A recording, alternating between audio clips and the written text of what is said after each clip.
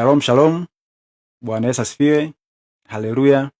Kwa majina naitwa Ritias Kayanda, ni mwimbaji wa nyimbo za Injili kutokea hapa nchini Tanzania. Bwana, kiukweli bana, kusema ukweli, nyimbo ya Mwalimu ni idea ambayo kiufupi ilitoka kwenye mazingira ya kutatanisha. Yaani mimi nakumbuka kuna siku moja nilikuwa nimekaa sehemu ambayo ilikuwa ni tulivu. Sasa wakati nimekaa pale, nikawa natafakari kuhusu elimu yangu zewe nilivyoanza masomo yangu kuanzia darasa la kwanza hadi kuhitimu kidato cha 4. Sasa wakati natafakari, na mkumbuka alikuwepo mwalimu mmoja ambaye alikuwa anaitwa Meshak. Huyo mwalimu bana alikuwa na asili ya ukali sana. Yaani ni miongoni mwa walimu ambao naweza kusema kwamba walikuwa ni wakorofi kwa namna fulani. Huyo mwalimu alikuwa anaitwa Meshak kama nilivyokwisha kusema hapo. Sasa mwalimu huyo bana alikuwa akiingia darasani yani.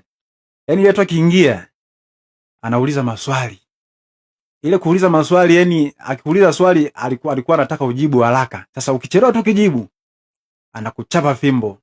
Yaani ukichelewa tu kujibu anakuchapa fimbo. Sasa yule mwalimu nikawa najiuliza, binadamu kama ana uwezo wa kuwa mkali kiasi hiki, na ikiwezekana labda umekosea kosa kidogo tu, ni tofauti na Mungu ambavyo yeye huwa anatutreat sisi kama watu wake. Yaani kuna namna ambavyo Mungu huwa tunamkosea sisi kama binadamu, lakini yeye hachukui maamuzi ya kutupiga muda huo kama alivyokuwa anafanya mwalimu huyo. Sasa nikawa najiuliza nikasema, kwamba Mungu ni mwalimu ambaye ni mwema, ni tofauti na binadamu, kwa sababu tunamkosea mara kwa mara, lakini pamoja na kwamba tunamkosea, yeye hatuadhibu muda huo, na muda mwingine anatuacha kabisa na kutupatia uhuru. Kwa hiyo baada ya hapo nikajikuta nimekuja tu neno mwalimu, kwamba mwalimu mwema ni Mungu. Sasa kama mwalimu mwema ni Mungu, nifanye nini sasa? Nikajikuta wazo la mwalimu linaanzia hapo sasa, kwamba mwalimu mwema ni Mungu. Na kama ni Mungu sasa, basi ambaye anaweza kutusaidia sisi kututoa sehemu ambayo ni mbaya na kutufikisha sehemu ambayo ni nzuri ni Mungu mwenyewe. Kwa hiyo wazo la mwalimu likawa limeanzia hapo, nikajikuta tu nimeandika wimbo wa mwalimu basi. Okay. Ukija kuangalia bana, ni vijana wengi kweli ambao wanaimba Bongo Flava. Lakini mimi nadhani ni mazingira ya kidini ambayo mimi binafsi nimekulia. Unajua mimi tangu utotoni mpaka nimefikia umri huu nimeelewa kwenye maadili ya Kiadventista. Yaani mpaka sasa hivi yani bado naendelea kumtumikia Mungu. Wakati mimi nakuwa nilikuwa nikienda kanisani, lakini wakati nikienda kanisani kulikuwa pia kuna kwaya mle, watu wanaimba na nini na kusifu. Kwa hiyo yale maadili ambayo mimi nililelewa na wazazi wangu, sometimes nikishindwa hata kwenda kanisani baba anaumia kweli na kunigombeza. Nikajikuta tu mwisho wa siku naona kwamba sasa kama wazazi wangu wanaenda kanisani, basi lile ndo eneo pekee na eneo pia sahihi ambalo pia hata mimi nafaa kwenda kumwabudu Mungu na kumtumikia Mungu muda wote. Kwa hiyo nadhani hiyo ndo sababu tu pekee. Mazingira ambayo nimelelewa katika mazingira ya maadili sana na wazazi wangu, lakini pia mazingira ya kiroho. Nadhani ni hivyo tu. Okay, kuhusu changamoto bana za gospel. Sio gospel tu, mimi naamini kila sehemu kuna changamoto zake, lakini tukizungumzia changamoto kwa upande wetu sisi kama waimbaji wa nyimbo za Injili zipo, lakini sasa hizo changamoto bana hazitufanyi sisi kurudi nyuma na kukata tamaa na kutoendelea kumtumikia huyo Mungu. Kwa hiyo mimi naona zipo changamoto, lakini tunapambana nazo, kwa sababu kila sehemu ambayo unahitaji kufika sehemu ili ufanikiwe lazima changamoto unakumbana nazo. Kwa hiyo zipo changamoto, lakini tunapambana nazo, hivyo tunamshukuru Mungu ya. Okay, kuhusu ushirikiano au kufanya korabo na sisi kama sisi waimbaji wa nyimbo za Injili, nadhani huwa wanafanya, ila huenda kama unavyozungumza hiyo kwamba hawafanyi sana kama vile wanavyofanya hawa waimbaji wa secular. Lakini mimi nadhani sijawahi kuona tatizo hilo kama wewe ulivyoliona, lakini tunafanya kwa sababu waga naangalia sasa hivi watu wanafanya collab sana. Tukifuatilia sana waimbaji wa nyimbo za Injili wanafanya collab. Mimi naona hilo liko sawa na halina shida yoyote ile. Inategemea tu na wewe mwenyewe umejipanga vipi, kwa sababu mimi naamini kwamba ukiamua kufanya mziki wa injili, kuna namna ambavyo Mungu anaweza akakusaidia na kukufungulia njia wewe zaidi ya kuendelea pia kufika sehemu, na utakutana pia na watu mbalimbali. Ukikutana nao utachangamana nao, na sidhani kama ukiwaomba mfanye kitu, kwa sababu kazi ya Mungu bana, sidhani kama yoyote yule anaweza kukataa kwamba bwana, mimi sitaki nifanye collab na wewe, kwa sababu tunamtumikia Mungu mmoja na tunaweza tukafanya kitu. Kwa hiyo hakuna shida katika hilo, watu wanafanya collab tu. Yeah. My role model Japhet Zablon. Hilo unajua, kwenye haya maisha kila mtu ana mtu ambaye kwamba anamuona kwa nafasi fulani kwamba nikifanya na mtu fulani nyimbo inaweza ikafika mbali zaidi, au tunaweza tukafanya kitu kizuri zaidi. Ingawaje mtu pekee ambaye anaweza akanisaidia mimi kufanya kitu kikubwa zaidi na kikafika mbali ni Mungu mwenyewe, lakini naamini Japhet Zablon ni mtu ambaye namtazama kwa umbali zaidi, na naamini nikifanya naye au siku moja nikipata nafasi ya kushiriki naye nyimbo yoyote ile, inaweza kuwa ni baraka kubwa sana kwa ajili ya watu wa Mungu. Japhet Zablon, yeah. Mziki ni gharama, mziki unahitaji fedha. Hakuna mwimbaji yoyote yule ambaye atafanya mziki aache kwenda studio, lakini pia ukienda kule studio lazima kuna fedha ambayo utailipia. Lakini licha tu ya hivyo, unaweza ukafanya mziki mzuri lakini ukajikuta umekosa fedha kwenda kufanyia wimbo huo promotion. Kwa hiyo nadhani tatizo kubwa huaga ni fedha. Yaani lazima tutafute hela, na uzuri tunamshukuru Mungu ametujali afya, ametupatia nguvu, ametupatia akili za utafutaji.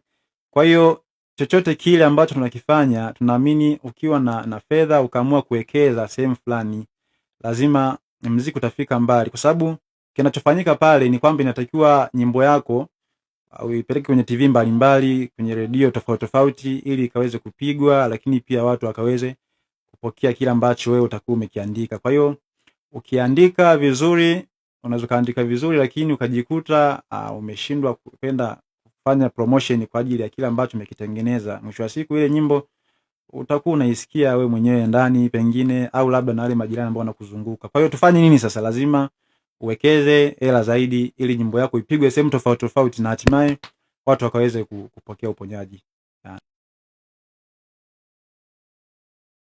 Benny Paul.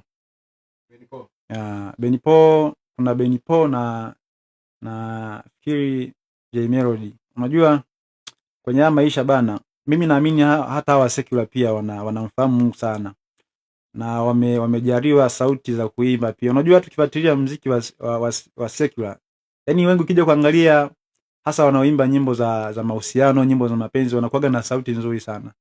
Na mimi mara nyingi waga naangalia, inasikitisha, lakini sasa ni wakati wao haujafika, kana kwamba huenda hawajamjua Mungu au wanamjua Mungu lakini wameamua kwenda katika njia hiyo. Lakini hawa watu wawili, wapo wengi zaidi, lakini hawa ni watu wawili tu ambao mimi nawasikia na ambao nawatazama muda mwingine. Naamini kwamba Mungu akiwasaidia, lakini pia nawaombea pia siku moja Mungu awasaidie wakaweze kuimba nyimbo za Injili. Unajua kumuimbia Mungu ni raha kwa kweli, ni burudani, kwa sababu nafanya kazi ambayo inaenda kuwabariki watu wengine na kuwaleta karibu na huyu Mungu. Yeah. Bwana, mimi nilikuwa ni mkorofi sana. Unajua ukorofi wangu bwana, tukio ambalo niliwahi kulifanya kwenye maisha yangu, nilikuwaga na tabia moja. Kwa mfano kule mimi ni mtu wa kijijini. Sasa kuna muda ilikuwa inafika hatua labda wazazi wangu wameenda shamba, mimi sijaenda shamba, nimebaki wapi? Nimebaki nyumbani pale. Sasa kuna muda nilikuwa tunajikuta nakaa pale na anza unajua sisi watu wa vijijini kuna kitu tunakiita manati. Manati ni aina fulani ya silaha ya kuindia ndege. Sasa mimi nilikuwa siwindi ndege, bali nilikuwa nawinda kuku. Yaani badala ya kwenda polini niwinde ndege, nilikuwa nawinda kuku. Sasa siku moja bana nikawa nimempiga, nimemlenga kuku yule wa jirani yangu shabaha. Niliweka jiwe kubwa, nilivompiga kichwani akawa amekufa. Pasipo kuangalia kwamba kuna mtu ameniona tayari, na yule mtu ana ukaribu na yule ambaye nimemuulia yule kuku. Bwana, kilichokuja kutokea pale bana, jioni walivotoka shamba sasa, kwa sababu kule vijijini wana tabia moja, unakuta mchana watu wako shambani, unaweza kufikia mna watu wanaishi pale. Kwa hiyo yule ambaye aliniona kaenda kutoa taarifa. Yani nakumbuka siku hiyo bana, yani baba yangu alinipiga sana. Kana kwamba tulikuwa tuna vitanda fulani hivi kule kijijini, unakuta vitanda ni vifupi, chini ya uvungu ni pafupi, lakini siku hiyo nilijibana mpaka nikaenea yani. Nilienda kujificha kule ndani ili baba sinione, lakini baba kwa sababu alikuwa anafahamu tabia zangu ni hizo mbovu mbovu. Alivyoenda tu, alivyoniita nikaacha kuitika, kaingia chini ya uvungu. Alivyoingia chini ya uvungu, akawa amenivuta, akasema bwana, hili hapa bwana. Alivyonishika ndo akanitandika sana bwana, ilikuwa noma sana kwa kweli, sana. Na bwana, kuhusu EP au album siwezi nikalizungumzia kwa sasa, lakini mimi nategemea kuachia nyimbo hivi karibuni. Haitakuwa album, haitakuwa EP, lakini itakuwa ni nyimbo, kama sio moja, nyimbo mbili. Bwana, ni nyimbo nzuri sana. Mimi naamini watazamaji bwana wanaonifuatilia, msinisahau, endeleeni pia kunifuatilia kwenye akaunti zangu zote. Yani jina ni lile Ritias Kayanda. Naamini suni tu naachia nyimbo zangu mbili au nyimbo moja. Ni noma sana, nyimbo nzuri sana, naamini zitawabariki sana. Karibuni jamani, msiache kunifuatilia. Hivyo tu. Neno moja bwana, mimi nawapendeni sana. Ni muda mrefu sana sijaachia nyimbo, lakini kukaa kimya sio kwamba nimekaa kimya milele, hapana. Yaani wanakwambia bwana, ukimwona pia koba ameinama jua anatunga sheria. Kwa hiyo mimi nilikuwa nimeinama, kuna kitu ambacho pia nilikuwa nakitengeneza, kitu kizuri kwa ajili ya mashabiki zangu. Kwa hiyo msiache kunifuatilia, muendelee kunifuatilia, muendelee kunisupport, lakini pia nawapenda sana kwa sababu bila ninyi mimi nisingefika hapa. Nadhani hivyo.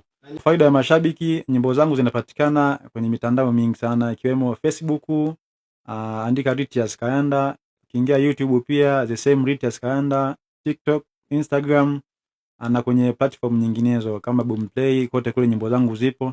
Andika Ritias Kayanda, usisahau kunifollow na kusubscribe.